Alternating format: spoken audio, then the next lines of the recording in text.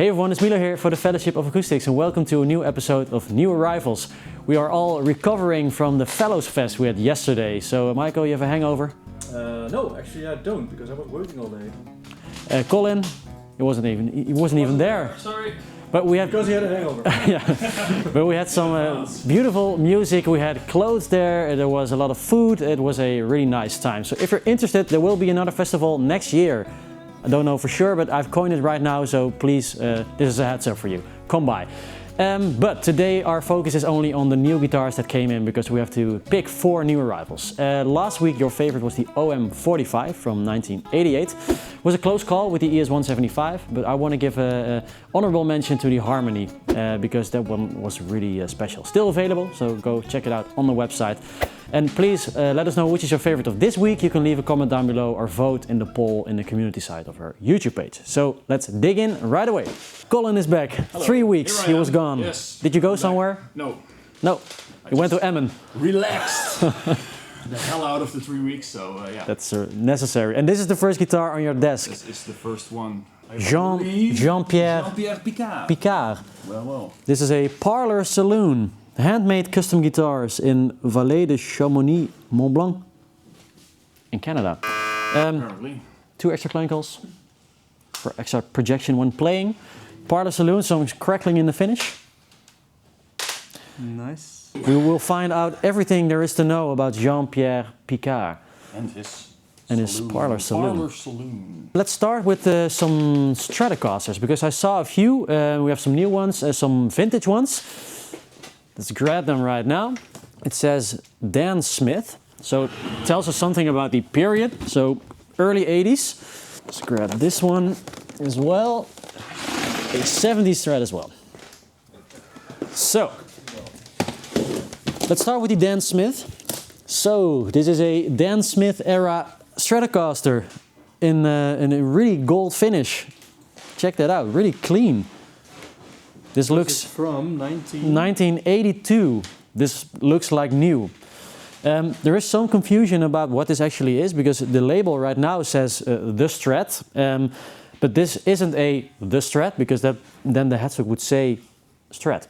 And now it's a Stratocaster, but this is from the same period. So Dan Smith was working on a lot of Stratocasters at the time, also Telecasters as well over at Fender, and he was working on the more vintage-inspired models, whereas Fender also produced the Strat, which was a more modern take on the Stratocaster, to get people a little bit more excited about the Stratocaster model, because there was a little bit of a dip going in the 80s around the electric guitars.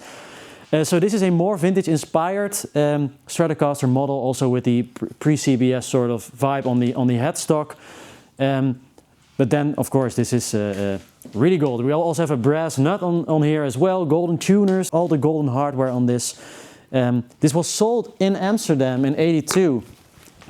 We have this ticket here. This also says the Strat Gold, so that maybe was a mistake. We'll dive into it, but it says here 10th of November 1982, Dirk Witte in Amsterdam.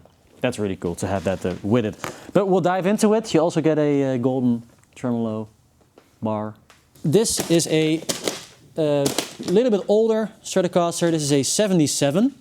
And I actually saw a Instagram story by one of our sales employees, Berend. Because sometimes he checks out some of the guitars that come in, and sometimes he makes an Instagram story. And he was really excited about this particular Stratocaster. He said it was a great value, great sounding Stratocaster. The bullet, truss rod. Classic 70s.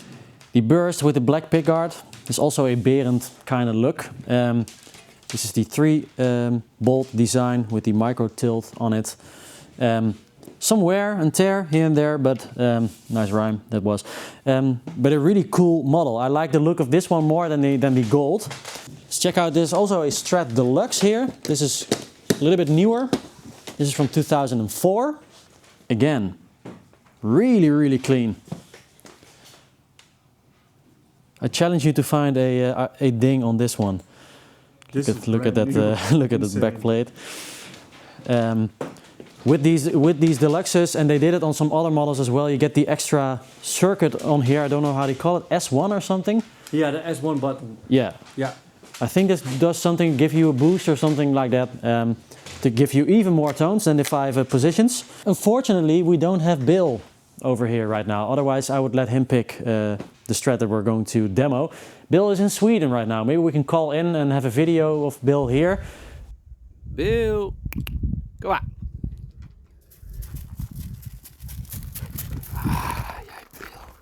A plate vintage 77 Strat or a brand new looking golden Dan Smith era from 82. Difficult. Maiko?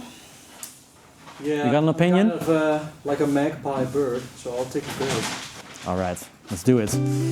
The thieving magpie Maiko decides. This golden Dan Smith era Stratocaster is my first choice for the new rifles.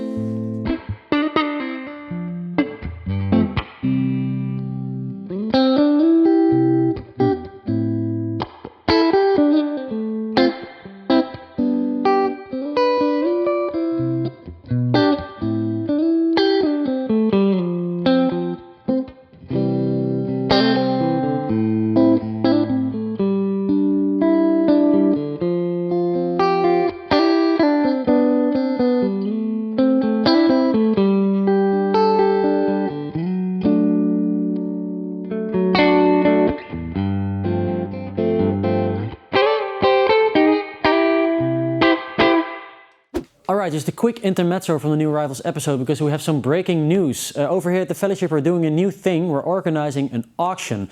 The first one will be on the 4th of November. We're going to do more of them, and we also opened a new YouTube account just dedicated to the auctions only. So on there will be videos about the guitars, the collection that we're going to auction off. We're going to make sort of New Rivals style videos about the guitars that are coming in to the auction. So please go ahead and follow it. There will be a link down below, and let's go on with the episode. Let's check out a Martin guitar. This is one of the newer refresh models. Which is the new iteration of the standard series. It was also called Reimagined before. Now it's Refresh. We have some new specs. We did a video on it. Maybe we can link it here. Then you will find out what the new specs actually are on these. But this is a new addition to the standard lineup because they added a 00017 and a D17 to the Refresh series. So they have made 015s, 0015s, 0015s, slope shoulders throughout the years. But this time they revamped the sort of the 17 series into the standard lineup. And this is a beautiful full mahogany 000 guitar with the slightly shorter 24.9 inch skill length. So a little bit less string tension on there. Might be nice. Some people prefer the OM style, longer skill length, a little bit more string tension, a little bit more volume. I really like these diamond inlays. They make the whole guitar look more premium. One really important change in the Refresh series is the bracing. So it's more the golden era style, so lighter, allows the top to move more freely. So you will get a more open sound. Up till now we really like the sound of the new Refresh Martin. So let's check out this one.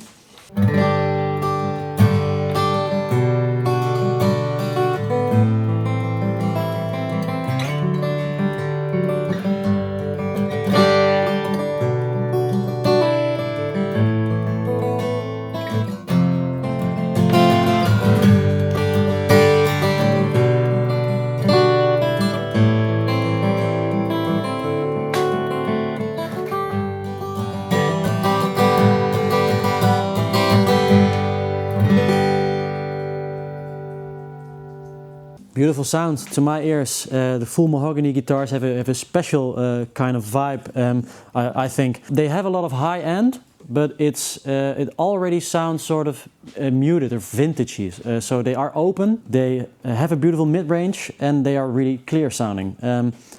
Like this a lot, but let's see what else is here. We have two beautiful SJ-200s right now in the two versions that they come in. I believe this one should be maple back and sides and this one is rosewood back and sides. Let's start with this one. Ooh, that's a beauty. Damn, really a Gibson flagship, those SJ-200s. And still everyone that we receive from the custom shop with the light aging on it, they are just incredible to look at, real pieces of art. So this is maple back and sides in a natural finish. A really light aged, you can see some things, there's some crackling, there's some patina on it, but it's really light and not anything too bold, and that's what I like on acoustic guitars at least. Let's check out the other one and maybe do a quick comparison. Yeah. So this is a pre-war, also in a light aged, vintage sunburst, and then, oh. Beautiful, beautiful. Wow, what a nice grain on this as well. I always like these vintage tuners. You can even hang it next to your coats. Oh boy, that's a bold move, Gibson. Yeah. And the flame maple neck. So out of these two, although I really like a natural look on the SJ-200, I think this is really a stunning looking guitar. So let's check it out.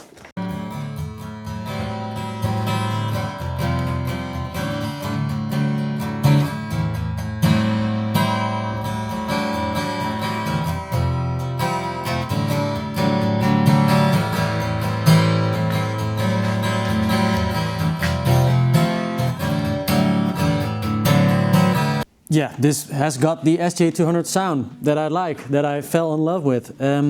Sometimes they sound sort of scooped or something. They have a lot of bass end, but they are really clear as well. They sound a little bit scooped, which is great. Great for strumming, I think. It doesn't take up too much space in a mix as well. Yeah, they sound scooped and maybe already a little bit produced, like they have a lot of effects on it already, sort of compression and EQ. I will try the natural one, but it will take a lot to beat this because, yeah, I'm in love with that one.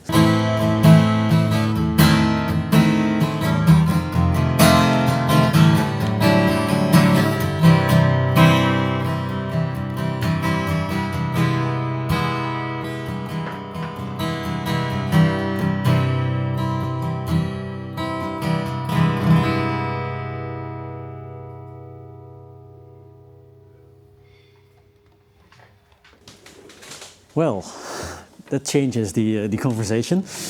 All right, they both sound incredible, but this really speaks to me. I like the look of this one a lot more.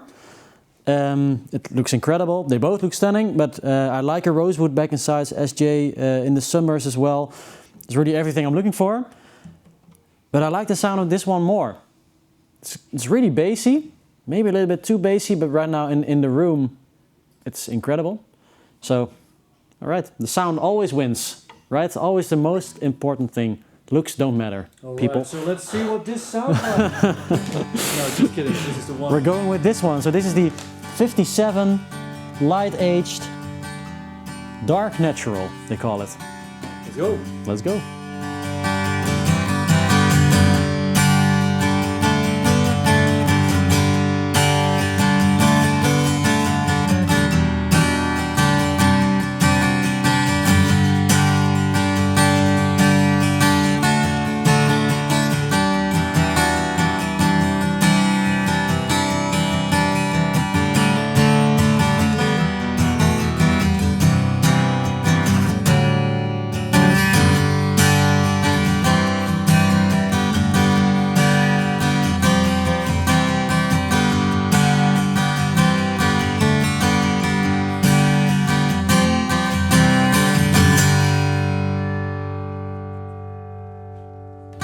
Let's stay in Gibson land, Montana. This is a SG from 2014. A Derek Trucks. One of my favorite guitar players when you're talking about slide. Right, and maybe also when you're not talking about slide. I think he is one of the best there is to do it. At least on slide ever. This is his signature SG. They don't produce it anymore, I think. I think it was discontinued. So this is a 2014 in a beautiful cherry finish. Some things that are noticeable about the SG from their trucks is there is no pickguard on it.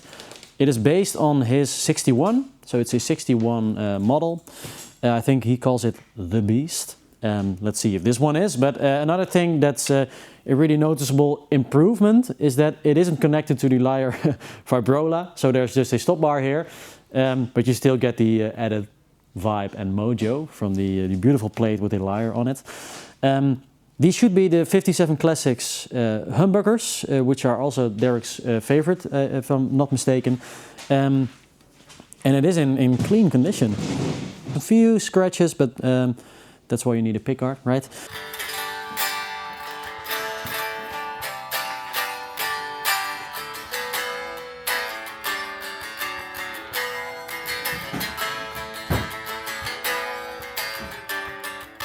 It's got a nice ring to it, acoustically at least. Might be interested to see how this will sound through an amp. I always like it when we see a SG. We don't see a lot of SGs at all, I must say, and a Derek Trucks SG is even more great to see. But let's look on. I will keep this in mind. I must say that I'm at least intrigued to see what a 10-string would look Let's go. Changye. Never see a 10-string. What's the guitarist called for Animals as Leaders? Oh, that's Tosin Tosin Abasi. Yeah. Might be his new signature. Could be. It isn't. Oh, damn. This looks like, you know the instrument, the Chapman stick? Yeah, It right. looks like a Chapman stick. More like a tapping instrument. Maybe you should grab the picture that's in the case as well and hold it next to the... What the hell? That's hilarious. The Hubei province in China. All right, let's tune it up. 6 years later. All right, it's next week. We've somewhat tuned this 10-string. I believe this should be sort of the regular 6 strings and then a D. So D, C, B, A. So let's check that out. So a normal E chord. Somewhat tuned.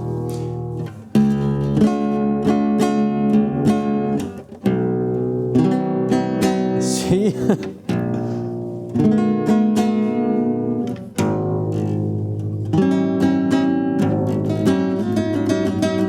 This guitar is for someone and not for me.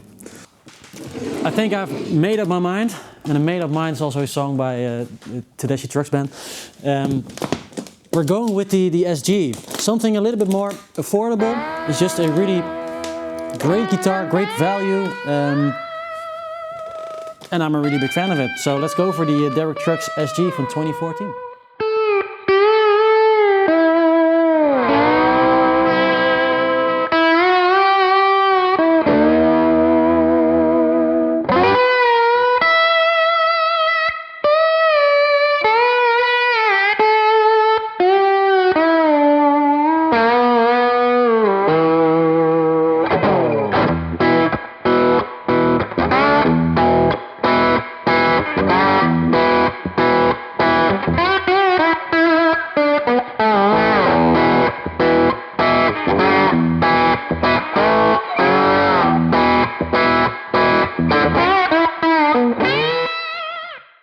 What's that? This is a Marble amp. We are proud Dutchies, and Marble is also a Dutch guitar amp builder. And this is a new model by him. I don't know a lot about it, but I've heard, I've heard Berend talk about it. This is sort of a Dumble-inspired Marble amp. Yep. So all hand-built boutique amps, but they are not too expensive compared to some of the American boutique amps. This is quite affordable still, and they sound really great. We actually had Marble amps at the Fellows Fest yesterday. We do most of the electric guitar demos nowadays on a Marble combo. Yeah, the combos are really great. So they are sort of, he has a deluxe reverb, sort of a more Princeton style, also a Tweed style amp. They all sound really great. I've played on it yesterday at the Fellow Fest, and it was a real joy. This is the new, he calls it the 75 Special. And it looks great as well. While we were choosing the other guitars, there were 2 new Strats that came in, and we're just going to open them up really quickly. I'm not going to talk a lot about this Closet Classic Fiesta Red. Ooh, so like this creamy pickguard as well. right, Nice. some slight crackling. I don't know what the order is of the different aging styles that they have. They have the Journeyman, the Closet Classic, but this looks really great. Aside from the relic that was already there, this one hasn't relicked at all. So this sort of it looks like a Hank Marvin, right? Hank Marvin Strat. He also had Fiesta Red with the maple neck, if I'm not mistaken. Then there's another one. This is a 56 Closet Classic, and this is a 1960 Closet Classic in Fiesta Red. And then you have a rosewood fingerboard. Nice to see the two of those together. Check it out. I think they might come from the same batch, because almost from the same year, 2007, same finish. Might be too much of a coincidence. Funny is that the pickguard and pickup color is actually inverted on this model versus that model. That's pretty funny. Yeah, a beautiful old case, it looks like. This is a Eastman, a TFOA Special 2021. Ooh, I know what that is. Yes. Yeah, I just heard about this yesterday. How have you heard? Well, because I know the owner. Aha, then I know the owner as well. Yeah, you do. He was here yesterday. He was here yesterday. He has a great taste in guitars, in black guitars. Yeah. These are the T64s, so a ES330 style, completely hollow, with Lollar P90s on it, and a Bixby. And this one's special. This one is special because this was made for us as the fellowship for our 20th anniversary. So we made a limited run of these in black.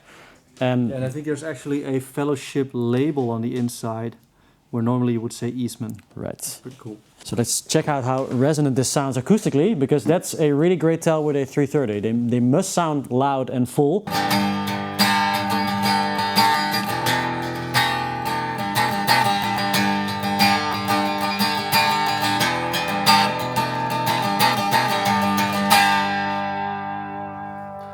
This one has the sound. It's so nice to play a 330. I like it so much because it pushes some real air. It sounds full already acoustically. This is a great guitar. There's one more guitar I want to open, but I'm going to leave this open here because maybe we're just going to do some more affordable new arrivals. I think that's nice as well. Not only the really expensive boutique and vintage guitars. There is another Fender that I wanted to check out. Not one of the standard models though. Definitely not a Strat. You might notice a slightly longer case as well. We're looking at a Bass 6. Nice.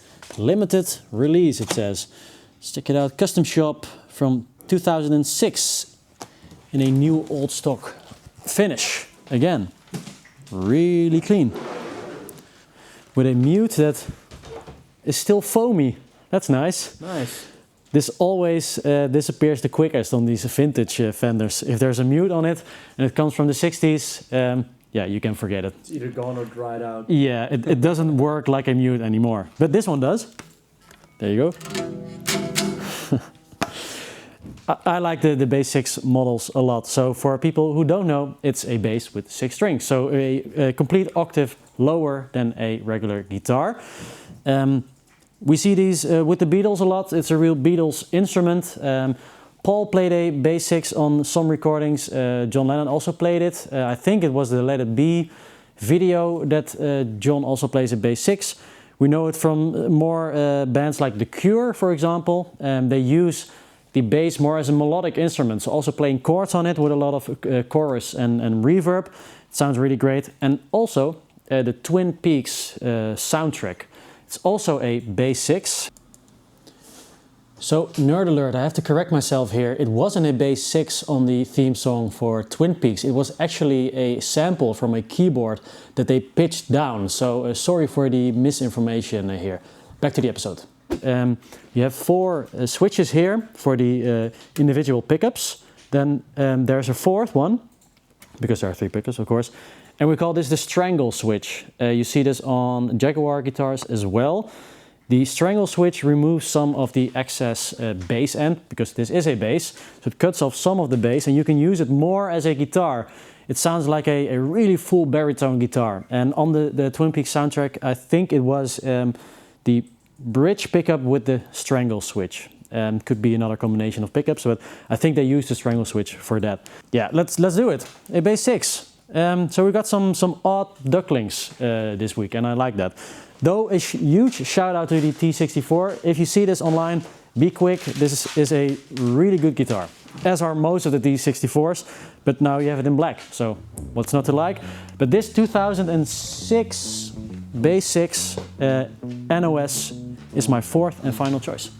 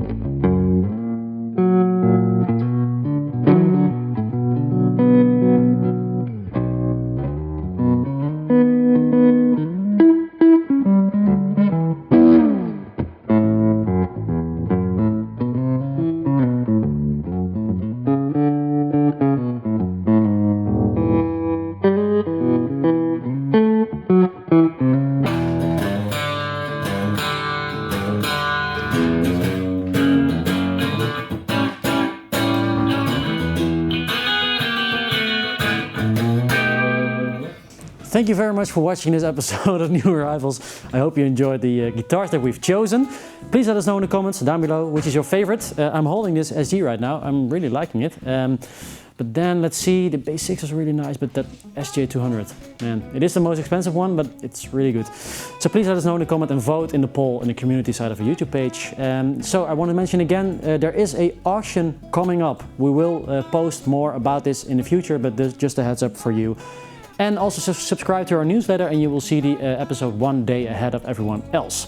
So that might be an advantage if you're looking to buy something of our new arrivals. So hope to see you next week for a new episode.